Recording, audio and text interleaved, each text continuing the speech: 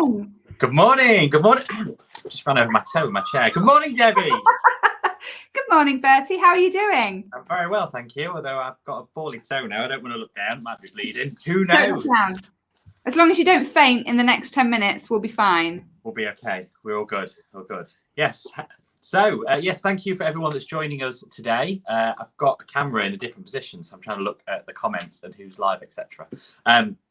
Also, if you're watching us on the replay, great to have you here as well. This is 10 to 10 Live, 10 minutes of Q&A every Friday with a specialist subject, which today is, Debbie? Smoke testing! Smoke testing it is indeed. Oh, we should have had some smoke, shouldn't we? Yeah, we should have had some smoke. We need to get better with the props. But anyway, that's for 2021. That'll be our 2021 mission, getting better with props. So smoke testing, Bertie, tell us about smoke testing. Tell us what it is for people that don't know. So smoke testing. So it's a term that I've been banging on about quite a lot this year. It's a common term. And basically what it means is, in a business sense, it's testing out an idea without going ahead and just building the whole thing and building the whole shebang. So let me give you an example. Let's just say, Debbie, you had an idea for an app. You were like, great, I'm going to launch this app. Yeah. Who wouldn't do it? So what the people will generally do is they'll have this idea and like, great, okay, this is going to be the best thing from sliced bread, as all of our ideas should be. So what's the next step? Well, I don't know how to build an app, so I'll go and get an app built. So we go ahead then and have an idea, get an app built, and then launch it. Now, what you can do with that, so what a smoke test will do, we'll take that app stage and break it down into little areas of which actually you can test out before you go ahead and build that app. So you can apply this to a new business idea, a new products you want to launch, a new product that maybe you want to put on your. You can use this with so many different examples, but it just minimizes the risk and it means you can be really, really rapid in the things that you want to test. So long answer to a very good question. That's what a smoke test is. Yeah, I think that's a really good idea. I spoke at some Small Business Britain thing with an entrepreneur a couple of years ago, and I can't remember the product's name, but he created this thing that you hooked on the end of your bike, so you could take your surfboard to the beach without having to carry it and kind of lumbering around your surfboard. But his first few iterations of that were literally plywood and gaffer tape. He just plywooded something up, gaffer taped it up, like made this prototype, took it down to the beach, saw if people could use it, saw if they were interested.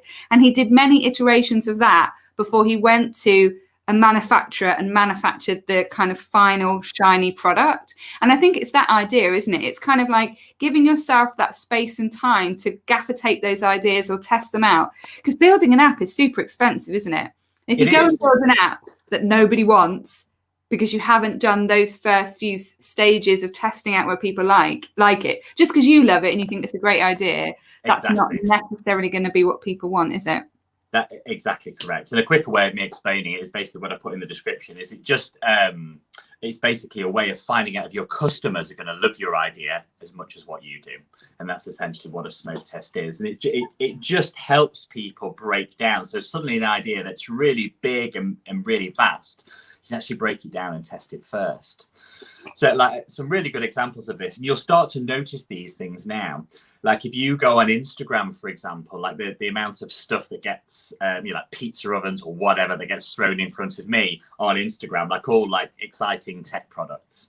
But a lot of the time, these ads that I'm seeing and that you'll probably notice that you'll start seeing are actually smoke tests. And a good way of seeing that is actually when you go on there and you might see something, you think, wow, that is absolutely amazing. Start looking through the comments and you'll see on the comments, this is a scam.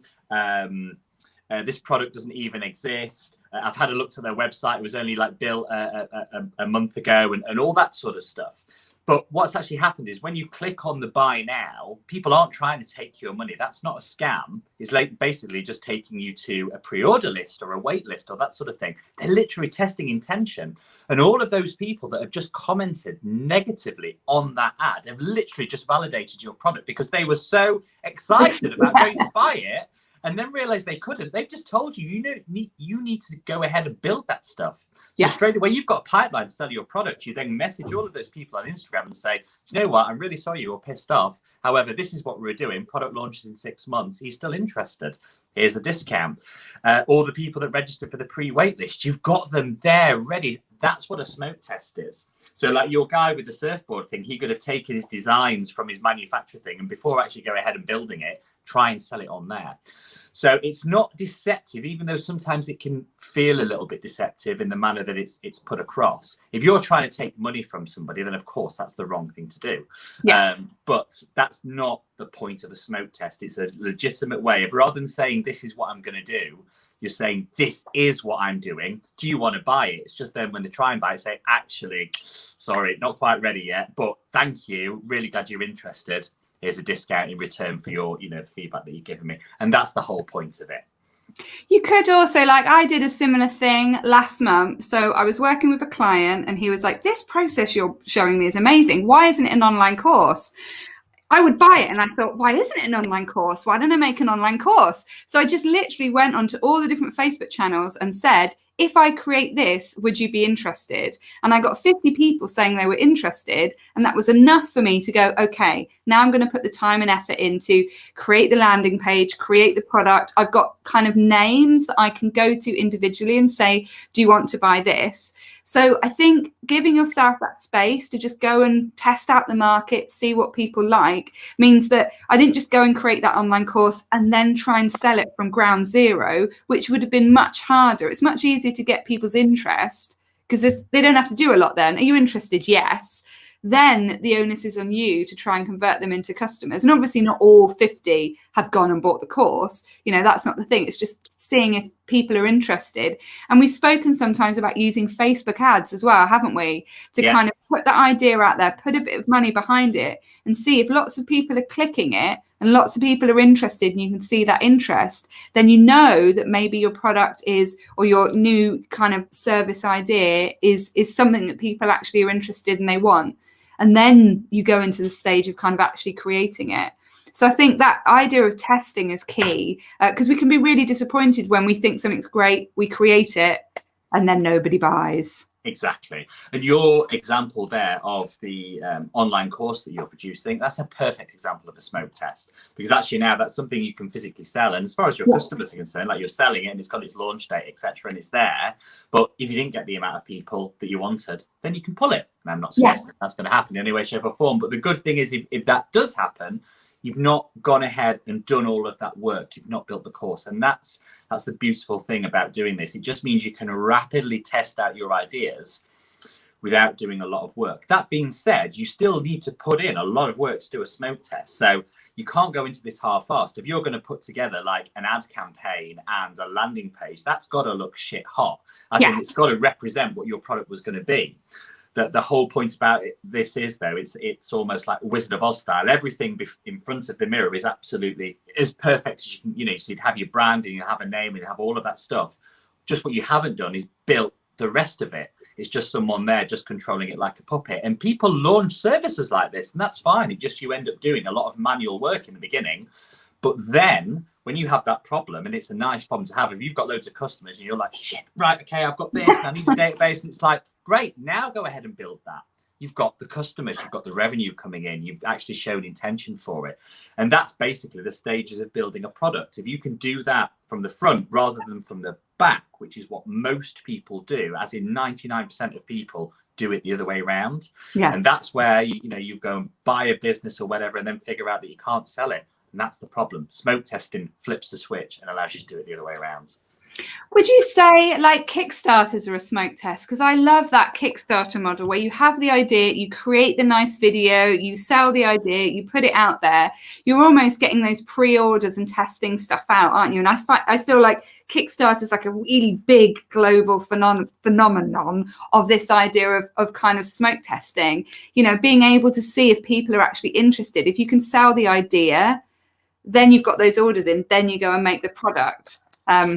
Yeah, exactly. I'd probably say Kickstarter's it's definitely in that realm. There's probably things you could do first, because to go on Kickstarter, you actually have to have a working physical prototype. Sure. Okay. But what you haven't got is the manufacturing, the scaling process. So I suppose, like the whole vaccine things at the moment, it's like, right, we found a vaccine, great. Now, how do we scale it and sell it and manufacture it? So the Kickstarter figures out the rest of that process, but you still need to have that thing in the first instance. So, going back to the vaccine example, I don't want to get into vaccine conversations this morning, but it's almost like the smoke test would be, well, is there a need for that? Do people do it? In this example, there clearly is. So, yeah, Kickstarter, it's the next iteration. So you're still testing a lot of things, but you've validated that helps validate your products. But you have, in your example earlier, the guy has physically got his working prototype of his surfboard holder, and now he needs to manufacture it. So is there enough people that want to buy that so we can invest in the manufacturing process? And if there isn't, then it's just learned without going ahead and building all of that stuff. So Kickstarter is perfect for that kind of part of the process. And it just enables you to take some of the risk out of it, isn't it? Enables you to take some of the risk, so you're putting those ideas out there before you put 2 foot forward. What's Craig saying? Tracy and I are just talking about a wood carving course and whether it will work over 2 weeks. Do we ask people first? Yeah, like who are those customers that would be interested in the wood carving course? I presume, Craig, you're already doing this kind of thing. You already maybe have an email list of people. I would put it out there and go, who would be interested, and see what feedback you get from that. And then those people that say they're interested, they're all almost like your pre-buyers. You contact them first when you've got the product. Like, great, there's only 10 places in our woodwork carving course and you've shown interest. Do you want a place? Because remember that scarcity as well, that really gets people to buy, doesn't it? So yeah, I think don't be frightened to put your ideas out there. I think sometimes people don't want to put their ideas out there because they don't want to seem silly, or they think somebody else is going to steal their ideas, and there's all sorts of stuff. But how do you know if people want it if you don't talk about it? Exactly. It's kind of key, isn't it?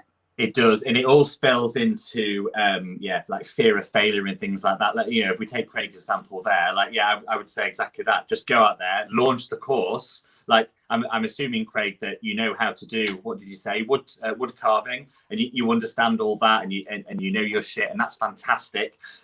So the only way really you're going to find out that works is actually to go ahead and try it. So like Debbie was said, you can ask people, but then actually say, right, we're launching this course. This is when it starts. It starts January 31st, going to run for 2 weeks, and see how it goes, right? Get feedback from those customers. You might have 10 people in the first one. Next time you might have 100. Who knows? So that's the way. But the fear of failure, one thing that could stop you is you think, oh, actually, what if I put it out there and no one signs up and then I look like a dick? So, but you're not. Nobody cares. Like, obviously you'll care and your ego will be hurt a little bit. But you've got to get over that initial fear. Otherwise, you'll never be trying stuff. So just like, going about it softly, sometimes you just have to put your balls on the line and say, right, this is what I'm doing.